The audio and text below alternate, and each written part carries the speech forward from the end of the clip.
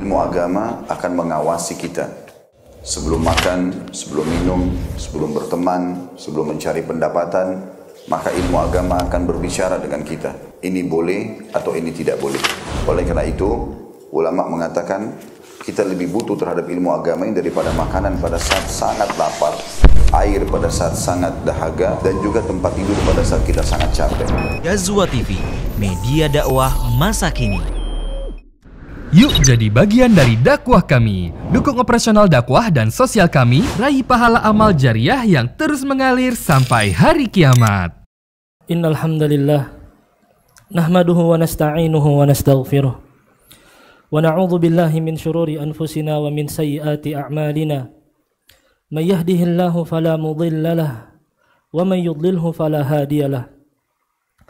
Asyhadu an la ilaha illallah wahdahu la syarika lahu wa ashhadu anna Muhammadan abduhu wa rasuluhu alladzi la nabiyya ba'dah.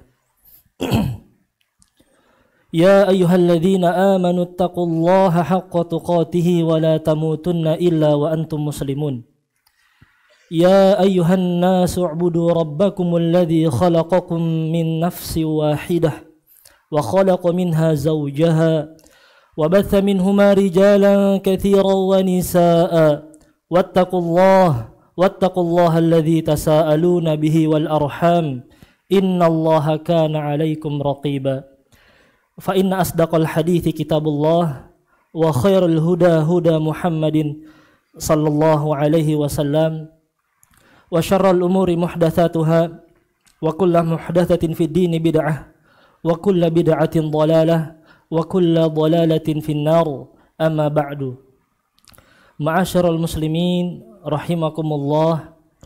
Allah Subhanahu wa taala mengabadikan doa Nabi Ibrahim alaihi salam di dalam firman-Nya. Allah Subhanahu wa taala mengatakan, "Wala tukhzini yauma yub'atsun." Ya Allah, janganlah Engkau membuatkan kami sengsara tatkala hari dibangkitkan. Yauma la yanfa'u malu wala banun, yang dimana hari tersebut tidak bermanfaat harta maupun anak. Illa man atallaha biqalbin salim, kecuali seseorang datang menghadap Allah Subhanahu wa taala dia dengan hati yang salim, hati yang bersih. Maka ketahuilah ma'asyiral muslimin rahimakumullah, ketahuilah bahwasannya hari kiamat ialah hari tidak akan bermanfaat anak-anak maupun harta, kecuali orang-orang yang dimana dia datang bertemu dengan Allah Subhanahu wa taala dengan hati yang bersih dari segala penyakit, hati yang suci dari segala penyakit. Maka hendaknya seorang muslim dia memperhatikan dan perhatian terhadap hatinya. Memperhatikan dan perhatian terhadap hatinya. Dengan bersihnya hati dan selamatnya hati, kita akan selamat pada hari kiamat, yang dimana hari kiamat tersebut tidak bermanfaat harta maupun anak. Ma'asyiral mu'minin rahimakumullah. Maka sekali lagi, hendaklah seorang muslim dia tatkala ingin bertemu Allah Subhanahu wa taala, seharusnya dia dengan mendatangkan hati dengan qalbun salim, dengan hati yang bersih. Maka segala penyakit yang ada di dalam hatinya hendaknya dia bersihkan, dan ini ikhwatal iman butuh dengan perjuangan hingga akhir hayatnya, hingga dia bertemu dengan Allah Subhanahu wa taala. Dan di antara penyakit-penyakit hati yang sangat berbahaya, yang dimana ternyata kita perhatikan penyakit ini itu tidak disadari oleh kaum muslimin. Sampai-sampai saat ini penyakit tersebut seseorang tidak dapat mendeteksi dirinya apakah dia terkena penyakit tersebut. Penyakit apakah itu? Yaitu adalah penyakit ujub. Penyakit ujub. Bahkan sebagian para ulama itu mengatakan, terkadang seseorang itu dapat mendeteksi dirinya dia terkena riya atau tidak. Dia itu mencari sanjungan atau tidak. Dia mencari pujian atau tidak. Tetapi kalau seandainya ujub, sama sekali dia tidak bisa mendeteksi dirinya kecuali benar-benar dia bersih hatinya. Apa kata Rasulullah? La khasyitu alaikum. aku bisa jadi mengkhawatirkan terhadap orang tersebut, terhadap mereka ini. Kenapa? Aktsaru min dalikal ujub. Bisa jadi dia terlena dengan amal solehnya dan muncullah di dalam hatinya sifat ujub. Sifat ujub. Maka ketika seseorang dia terjerumus terhadap dosa, dia tidak akan menyadari bahwasannya dia tidak merasakan ujub, padahal dia itu sedang ujub.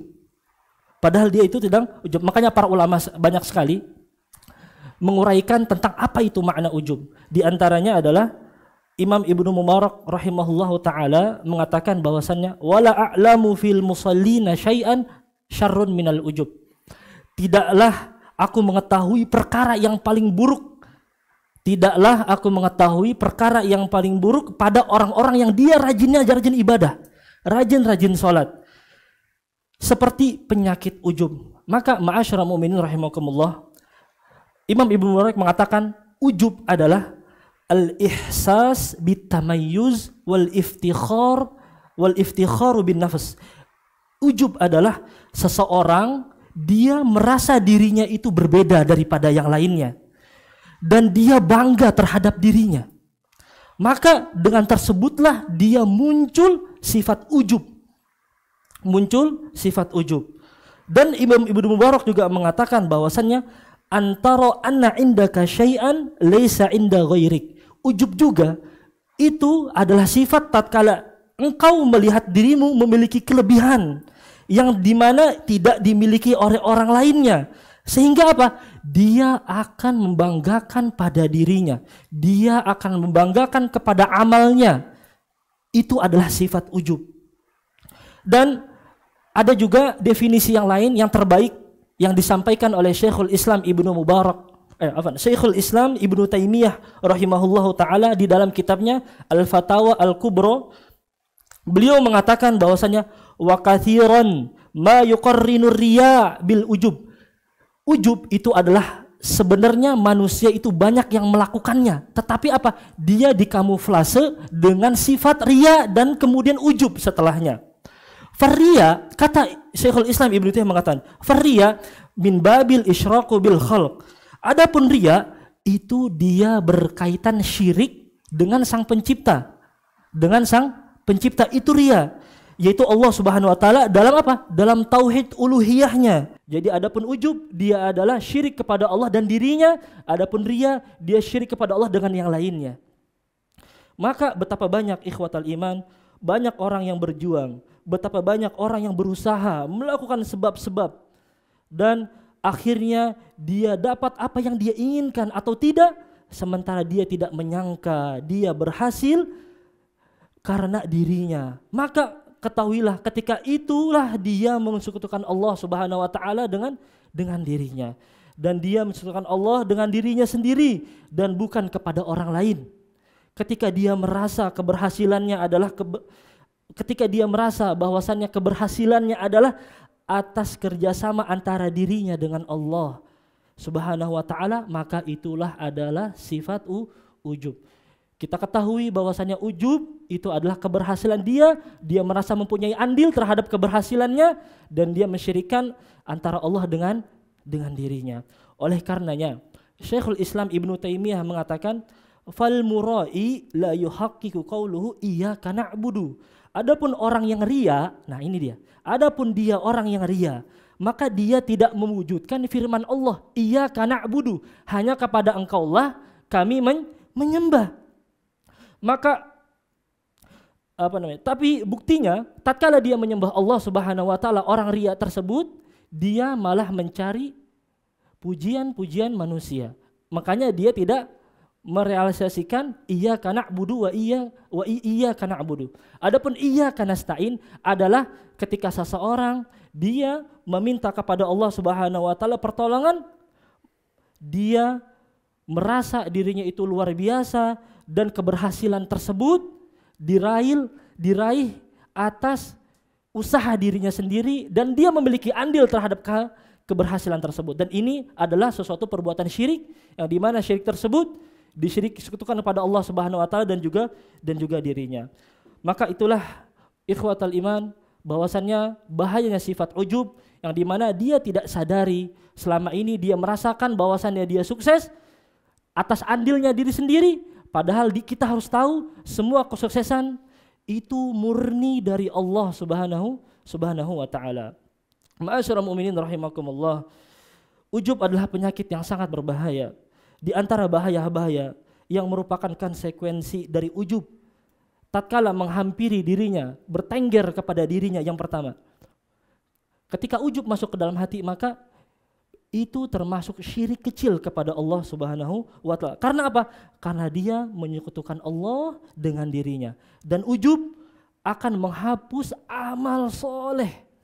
Ujub akan menghapus amal soleh. Sebagaimana disebutkan di dalam syarah kitab Al-Manzumah Al-Mimiyah, dikatakan wal ujubu fahdharhu. Hati-hatilah terhadap ujub. Hati-hatilah terhadap ujub. Fa innahu mujtarifun a'malu sahibihi fi saylihil arim. Karena ujub itu akan membawa amal perbuatannya terbuang dalam aliran banjir yang deras. Yang kedua, bahayanya ujub itu dapat mengantarkan, menjembatani seseorang kepada perbuatan ghurur. Apa perbedaannya ghurur dengan ujub? Kalau ujub, dia memang memiliki sesuatu yang dia banggakan terhadap dirinya. Adapun ghurur, karena dia senantiasa bangga terhadap dirinya, sampai suatu saat dia merasa bangga dengan sesuatu yang dia tidak miliki. Dia merasa dirinya lebih hebat dari yang lainnya. Padahal apa? Padahal tidak. Sehingga apa? Sehingga ujub tersebut berubah menjadi ghurur. Apa itu ghurur? Ghurur itu adalah terpedaya. Yang aslinya dia tidak mempunyai sesuatu, dia mengaku-ngakui bahwasannya dia memiliki kespesialan sesuatu, kehebatan sesuatu, itu adalah ghurur. Yang ketiga, ujub dapat mengantarkan kepada seseorang berbuat sombong. Ujub dapat mengantarkan kepada seseorang berbuat sombong. Dan ingat, sombong dan ujub itu berbeda. Sombong dan ujub itu berbeda. Maksudnya adalah dia merendahkan orang lain. Seseorang merasa dirinya hebat, merasa dirinya itu luar biasa, merasa dirinya itu memiliki kelebihan. Maka akhirnya apa? Akhirnya dia itu ghamtun nas. Apa itu ghamtun nas? Ghamtun nas itu adalah mengucilkan ataupun merendahkan orang lain. Maka seketika itu yang dia lakukan, dia tidak menghargai pekerjaan orang lain. Dia tidak menghargai dakwah orang lain. Dia mengucilkan orang lain dan dia mengejek orang lain. Maka betullah hadis Rasulullah SAW, la yadkhulul jannata man kana fi qalbihi mithqala dzarrah. Tidak ada seseorang dimasukkan ke surga sampai di dalam hatinya itu bersih dari segala kesombongan sampai sekecil biji dzarrah. Aqulu qawli hadza wa astaghfirullah li wa lakum wa lisairil muslimina min kulli dzamb wastaghfiruhu innahu huwal ghafurur rahim.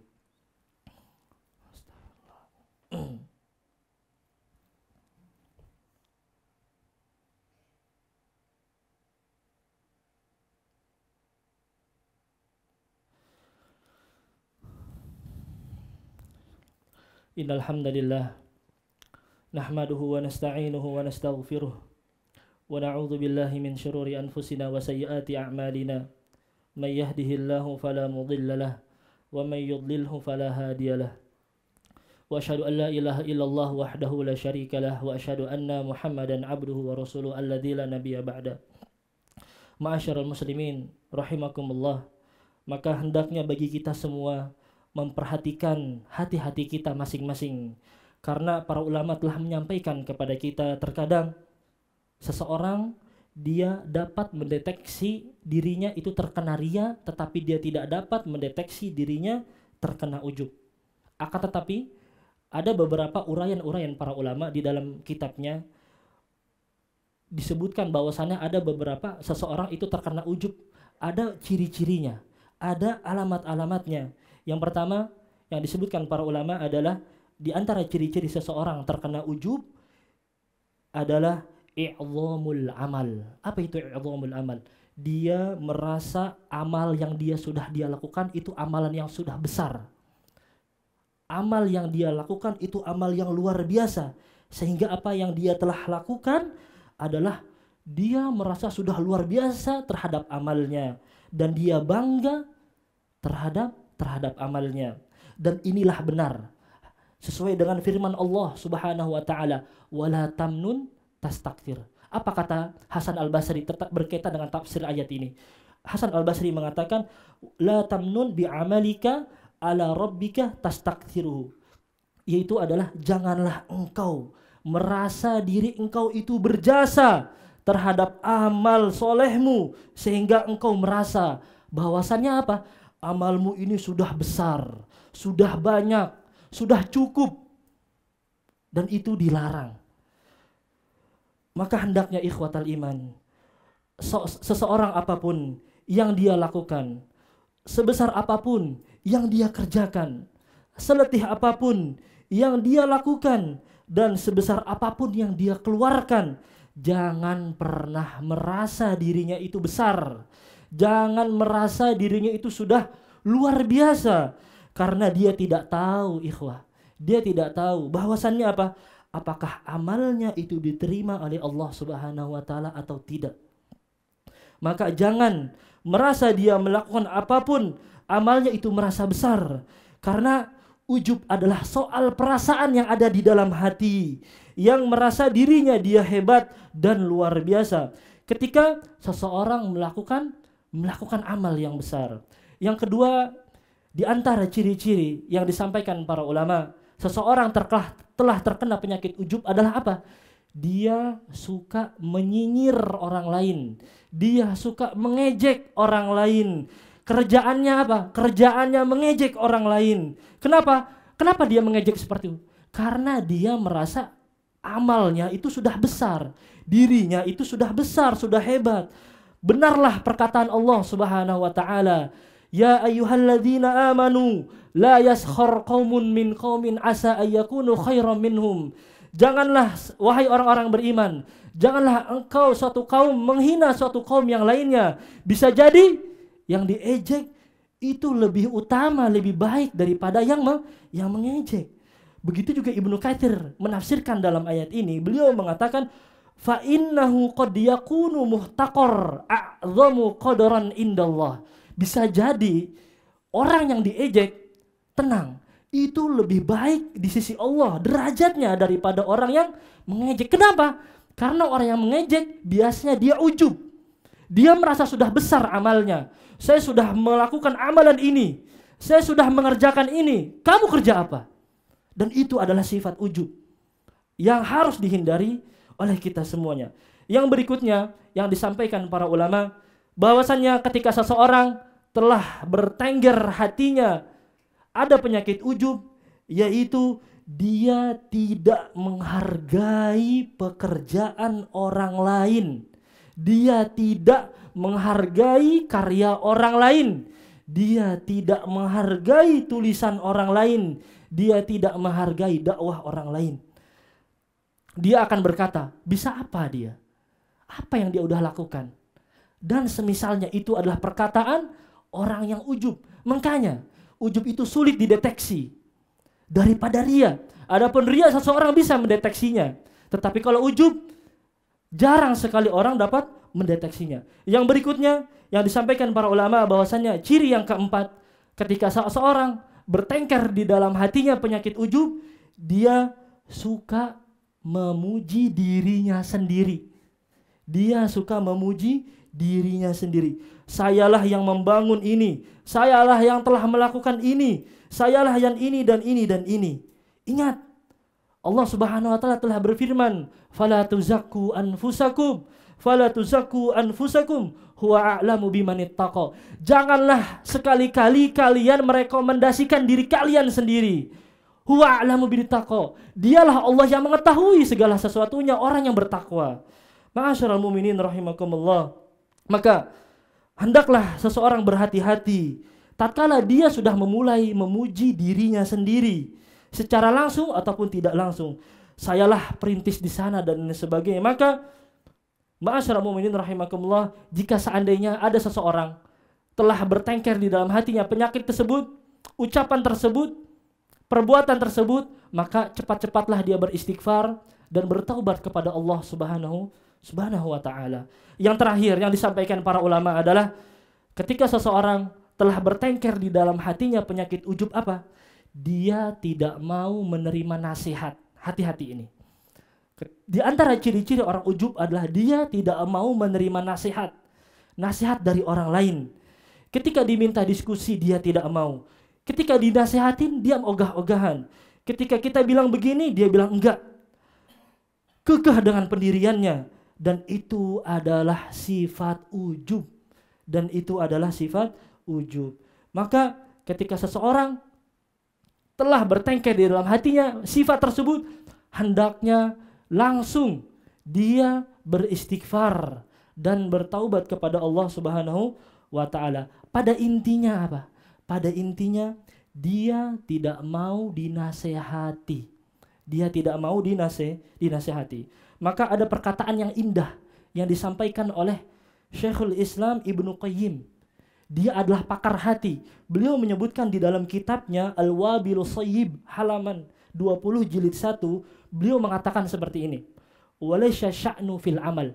Bukanlah yang terpenting seseorang itu beramal. Udah yang penting saya beramal, Ustaz. Yang penting saya melakukan ini, Ustaz. Bukan. Bukan seperti itu. Innama sya'nu fi hifdzil amal bimma yufsiduhu wa yuhbituhu. Akan tetapi yang terpenting itu adalah apa? Bagaimana seseorang dapat menjaga amalannya. Seseorang menjaga amalannya agar apa? Agar dia tidak rusak dan juga tidak apa? Tidak hancur. Begitu juga Ibnu Qayyim mengatakan di dalam halamannya tersebut, terkadang ada orang ya, ada orang dia masuk ke dalam surga itu disebabkan karena dosanya. Dan ada juga orang masuk ke dalam neraka itu karena apa? Karena amal solehnya. Kok bisa? Disebutkan di dalam kitab tersebut, ya dia masuk surga itu karena dosa-dosanya. Kenapa? Yang dimana dijadikan dosa tersebut, dia bertaubat setelahnya. Hingga apa? Dia ingat selalu akan dosa-dosanya tersebut. Kemudian dia merasa dirinya itu rendah. Ketika dia melihat orang lain terjerumus seperti halnya dia melakukan perbuatan dosa, dia ingat kesalahannya. Dia merasa dirinya itu hina dan dia menangis atas dosa-dosanya yang terdahulu. Dan dia apa? Setelahnya melahirkanlah di dalam hatinya, dia tidak merasa bangga terhadap dirinya. Dia akan merasakan dirinya itu kehinaan. Dengan hal tersebutlah seseorang tersebut dia masuk ke dalam surganya Allah Subhanahu wa taala. Karena apa? Karena ibadah tunduknya dia kepada Allah Subhanahu wa taala. Justru sebaliknya. Ada justru orang dia masuk ke dalam neraka itu karena amal solehnya. Kenapa? Karena dia ujub. Dia merasa dirinya itu sudah melakukan amal soleh. Karena dia merasa apa yang dia keluarkan selama di dunia, dia itu sudah besar. Dan dia yakin akan diterima. Sungguh sangat perhatian sekali orang seperti ini. Yang dimana kita tahu bahwasannya tidak ada satupun dijamin kita hidup di dunia ini, siapa yang menjamin diri kita, amal kita diterima oleh Allah Subhanahu wa taala. Ma'asyiral mu'minin rahimakumullah. Di akhir buku ini disebutkan ada obat biar seseorang itu sembuh dari penyakit ujub. Apa? Disebutkan Ibnu Qayyim mengatakan bahwasannya di antara obat untuk mujarab menghancurkan sifat ujub, yang pertama hendaknya dia mempelajari dan lihatlah apa? Salafus saleh yang terdahulu. Kisah-kisah orang salafus soleh terdahulu. Bagaimana Imam Asy-Syafi'i, Imam Malik, bagaimana dia sangat luar biasa dirinya menghibahkan buat Islam. Ibadah dia sangat luar biasa, tetapi mereka sangat tawadhu sekali. Dibandingkan kita yang kita beramal sedikit saja sudah merasa dirinya luar biasa. Begitu juga disebutkan bahwasannya hendaklah seseorang dia hindari dari sifat membangga-banggakan diri terhadap dirinya. Ma'asyiral mu'minin rahimakumullah, bahwa kita harus ingat ikhwatal iman bahwa semua yang ada pada diri kita saat ini, yang antum tunggangi motor tersebut, yang antum miliki rumah tersebut, yang antum miliki mobil tersebut, itu semuanya sejatinya titipan dari Allah murni. titipan dari Allah Subhanahu wa Ta'ala yang harus kita syukuri dan bukan kita bangga-banggakan dan bukan kita sombongkan. Maka demikianlah kaum muslimin, semoga nasihat yang sedikit ini bermanfaat buat kita semuanya. Innallaha wa malaikatahu yusalluna 'alan nabi ya ayyuhalladzina amanu sallu 'alaihi wa sallimu taslima. Allahumma ighfir lil muslimina wal muslimat wal mu'minina wal mu'minat al ahya minhum wal amwat innahu sami'un qaribun mujibud da'awat wa ya qadiyal hajat. Allahumma ati nufusana taqwaha, Allahumma ati nufusana taqwaha wa zakkiha anta khairu man zakkaha anta waliyuha maulaha. Rabbana atina fid dunya hasanah wa fil akhirati hasanah wa qina adzabannar. Aqimis shalah.